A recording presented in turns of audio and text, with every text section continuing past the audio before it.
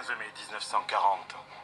Les chars de la 10e Panzer et les soldats d'élite du régiment Ostdeutschland se dirigent vers un petit village des Ardennes françaises, Stone.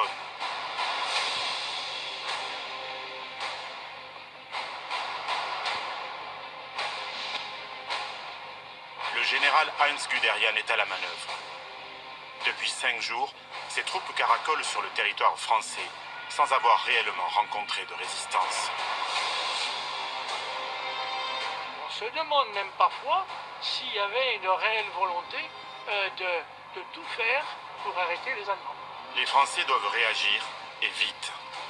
La 3e division d'infanterie motorisée et la 3e division cuirassée sont mobilisées en toute hâte et lancées quasiment à l'aventure en direction de Stone, où elles parviennent en même temps que leurs ennemis.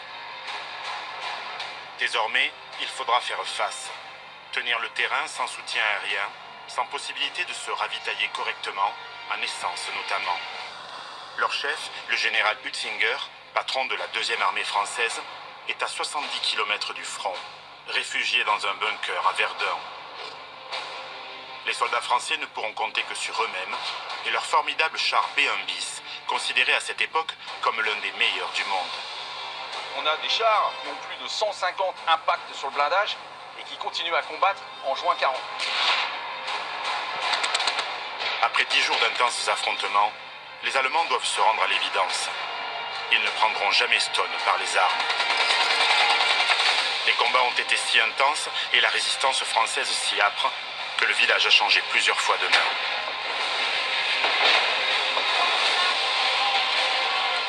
Historien et journaliste, j'ai voulu comprendre ce qui s'était passé à Stone au mois de mai 1940. Comment les Français sont-ils parvenus à tenir tête aux redoutables divisions de Panzer du général Guderian?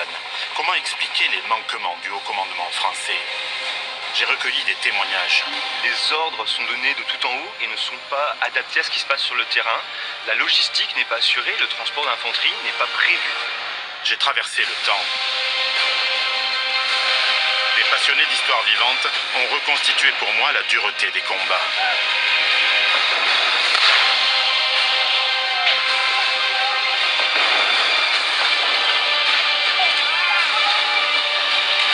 J'ai arpenté des rues désertes, à l'endroit même où, en l'espace de quelques minutes seulement, une colonne entière de Panzer a été mise hors de combat. C'était il y a plus de 75 ans. Le nom de ce village est devenu un symbole, celui du courage et du sacrifice de soldats français qui ont poursuivi la lutte, s'accrochant aux maisons de Stone avec une bravoure qui vaudra à cette bataille largement oubliée le surnom de Verdun de 1940.